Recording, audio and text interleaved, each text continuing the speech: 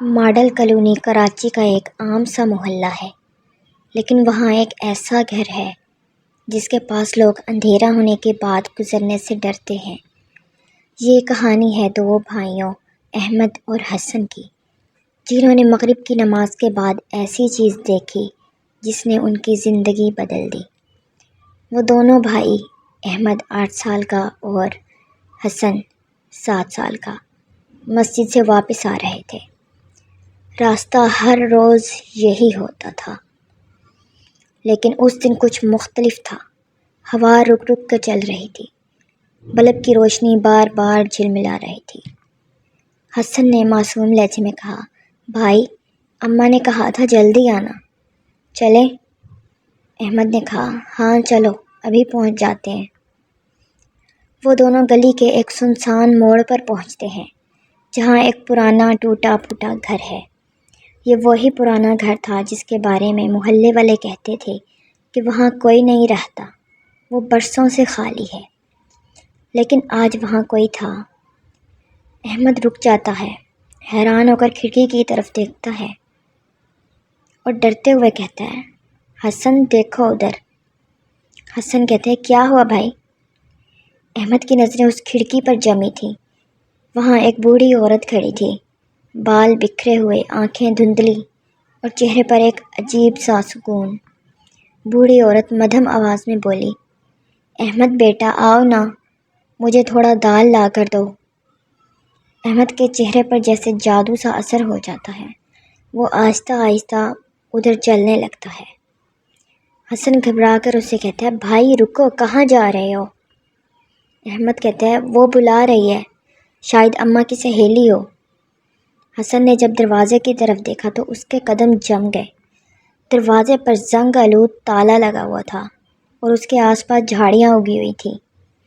حسن نے چیختے ہوئے کہا، بھائی وہاں کوئی نہیں ہے، دروازے پر تو تالا لگا ہے۔ احمد رک جاتا ہے، لیکن کھڑکی میں وہ عورت اب مسکرا رہی ہوتی ہے، اس کی آنکھوں میں لال روشنی چمکنے لگتی ہے۔ احمد پھر مدھم آواز میں کہتا ہے، وہ مجھے بلا رہی ہے حسن، وہ کہہ رہی ہے آؤ بیٹا۔ حسن فوراً احمد کا ہاتھ پکڑتا ہے اور دوڑ پڑتا ہے۔ گھر پہنچ کر دونوں دروازہ کھول کر اندر داخل ہوتے ہیں۔ سانس پھولی ہوئی ہوتی ہے اور ڈرے ہوئے ہوتے ہیں۔ والدہ حیران ہو کر پوچھتی ہے، کیا ہوا، ایسے کیوں بھاگے آ رہی ہو؟ حسن کہتا ہے، امی وہاں بوڑھی عورت تھی، وہ احمد کو بلا رہی تھی۔ احمد چپ تھا، جیسے کسی گہری سوچ میں کھو گیا ہو۔ والدہ سخت لہجے میں پوچھتی ہیں، کیسی عورت؟ وہاں تو کوئی نہیں رہتا۔ والدہ پریشان ہوئی۔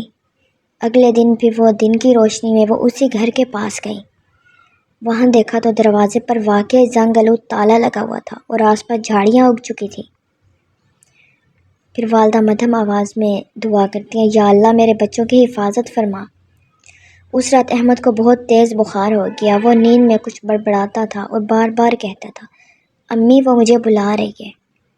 احمد کے خواب میں وہی بوڑھی عورت دکھائی دیتی تھی، کھڑکی کے پاس کھڑی مسکرا رہی ہوتی ہے اور کہہ رہی ہے، احمد دروازہ کھول دو بیٹا۔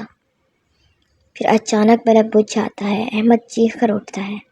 پورا مہینہ احمد اسی خوف میں مبتلا رہتا ہے، کبھی رات کو چلاتا، کبھی اٹھ کر دروازے کی طرف دیکھنے لگتا۔ ایک رات اس نے اپنی امی سے کہا، امی وہ کھڑکی میں کھڑی تھی، وہ کہہ رہی تھی میں بھوکی ہوں۔ اس کی امی قرآن پاک پڑھ کر اس پر دم کرتی ہیں۔ گھر میں عجیب سا سکوت چھا جاتا ہے۔ چند دن بعد محلے کی ایک بوڑھی عورت نے بتایا کہ وہی پرانا گھر کبھی ایک خالہ کا ہوا کرتا تھا، جو برسوں پہلے اپنے کمرے میں بھوک سے مر گئی تھی۔ مرنے سے پہلے ان کی زبان پر یہی الفاظ تھے کہ کاش کوئی مجھے کھانے کو دال لا کر دیتا۔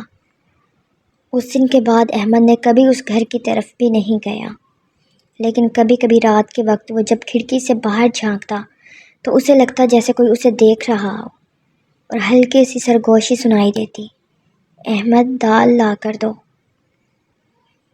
یہ کہانی ماڈل کالونی کے اس پرانے گھر کی ہے، جہاں آج بھی رات کو کبھی کبھی وہ بوڑھی عورت کھڑکی میں دکھائی دیتی ہے۔